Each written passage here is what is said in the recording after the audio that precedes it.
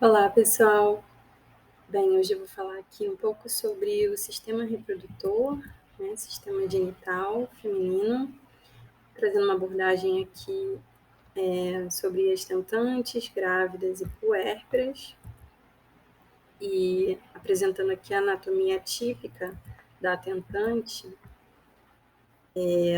observando aqui que o sistema reprodutor ou genital, ele possui uma função bastante importante, né, que é a perpetuação da espécie. Então, ele vai ser responsável por essa produção de óvulos e fazer com que o embrião seja implantado, desenvolvido no local apropriado, para que ele se desenvolva e seja expelido no momento do parto. A gente tem aqui algumas partes, né, do sistema genital, como as gônadas, tubas, útero, vagina, glândulas anexas, e os órgãos genitais externos, como a mama também. Aqui a gente tem uma vista mostrando em detalhes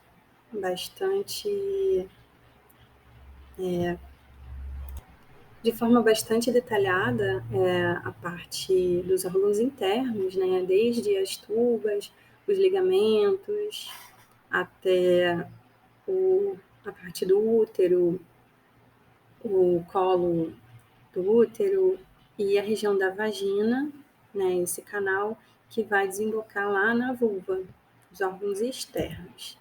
Aqui nessa vista lateral a gente percebe, né, bastante detalhadamente também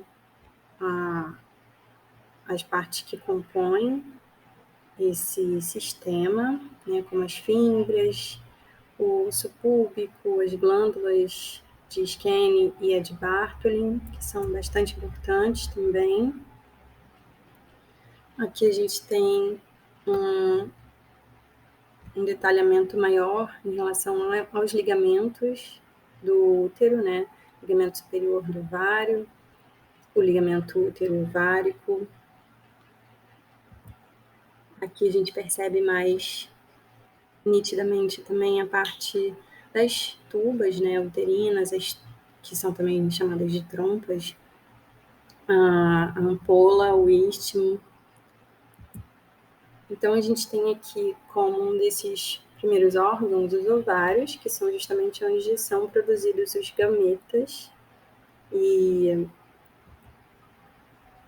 aqui a gente percebe, né, o mesovário, esses ligamentos, o ligamento do útero largo do útero, que são justamente importantes para essa sustentação do útero, que vão fazer essa ponte entre os outros órgãos. Aqui a gente tem todo esse processo de maturação do folículo primordial até desembocar no folículo maduro, que será expelido no momento da ovulação. Esse ciclo da oogênese começa antes do nascimento e ele termina com a menopausa. E aí a gente percebe aqui o caminho, né, do ovo, quando ele é expelido pelo ovário, e ele passa, né, por essas franjinhas das fímbrias, apanhado por elas, e quando ocorre a fertilização, esse encontro entre o óvulo, que é o maior órgão, né, a maior célula, perdão, do corpo humano, quando ele se encontra com o espermatozoide, na tuba, ele vai se encaminhando então para o útero. Apesar de o espermatozoide ter uma durabilidade de até 3 dias, o óvulo ele só tem uma vida útil de apenas 24 horas, então é bastante importante que esse encontro se dê, né, se suceda nesse momento para a fertilização. Bem, então a tuba, né, onde ocorre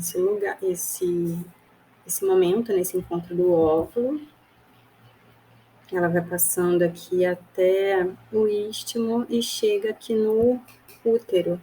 A gente tem aqui em cima, lá em cima, a parte superior do útero, depois o fundo do útero, né, o colo que vai desembocar na região do canal vaginal. Tem, então, esses ligamentos importantes e ele faz essa conexão entre as tubas e a vagina. E ele também é dividido em 3 camadas. A camada do perimétrio, que é mais serosa, possuindo um tecido que ela faz essa função, né, de proteção do útero. A parte do miométrio, que é uma camada de músculo liso, ele vai ativar as contrações durante o parto.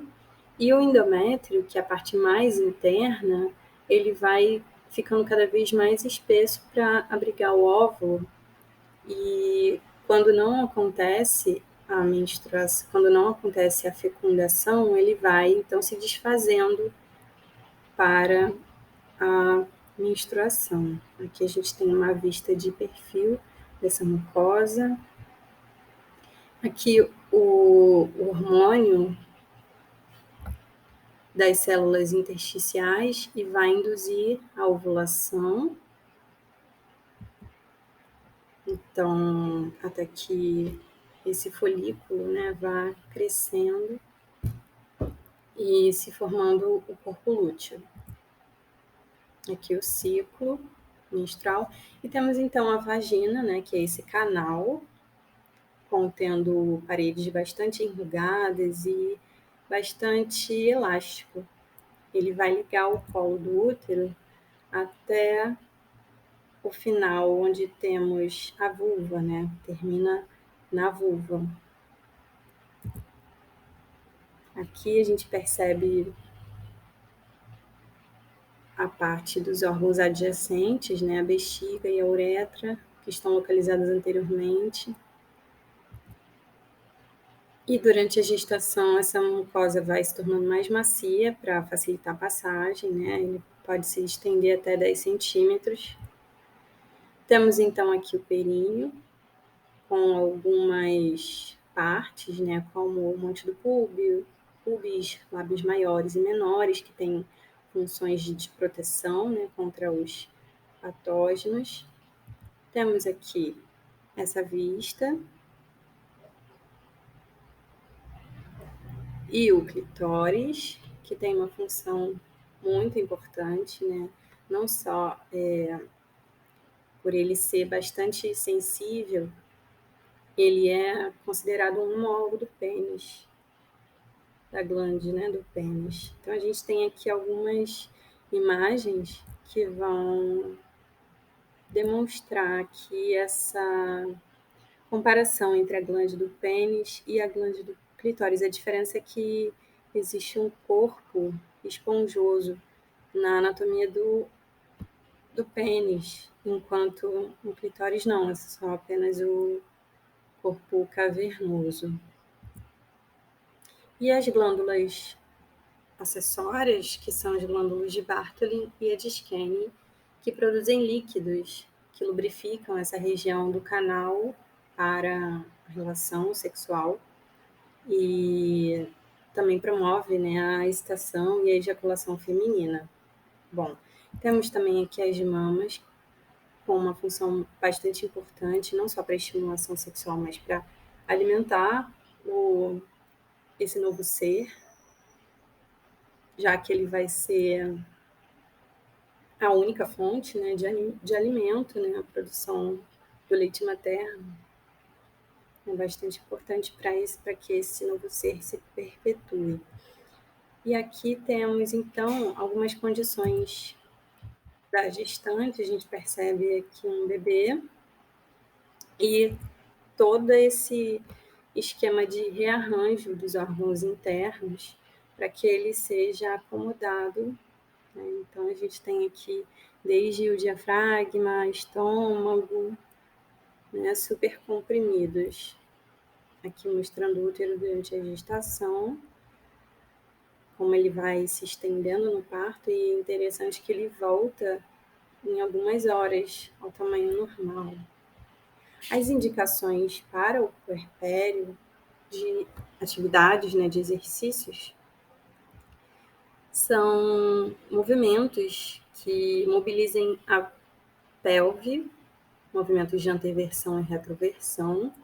Então, eu trouxe aqui alguns exemplos, né, como Manjariasana e Bittilasana, que são posturas de yoga com a base de 4 apoios, indicados até as primeiras 26 semanas. Então, esses exercícios que mantenham a estabilidade tônica da pelve, com movimentos pélvicos e depois lombares, né, são bastante indicados nesse momento da gestação e após o parto, fazendo essa báscula e sempre associando a respiração, e aqui em seguida movimentos lombares e depois os pélvicos. E é importante que a mulher execute, né, dentro das possibilidades, sempre respeitando os limites, arredondando bastante a coluna e conjugando a respiração ao movimento.